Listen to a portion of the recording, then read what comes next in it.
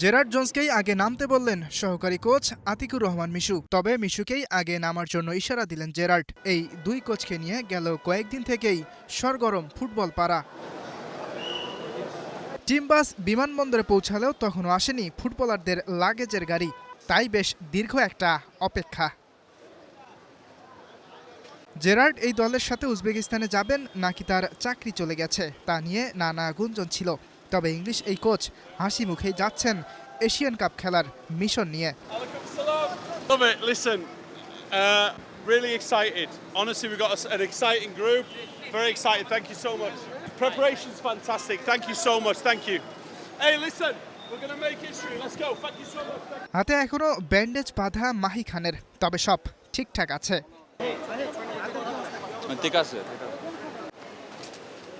বয়সভিত্তিক পর্যায়ে কখনোই এশিয়ান কাপের মূল পর্বে খেলতে পারেনি বাংলাদেশ। তবে এবার আছে কিছুটা আশা।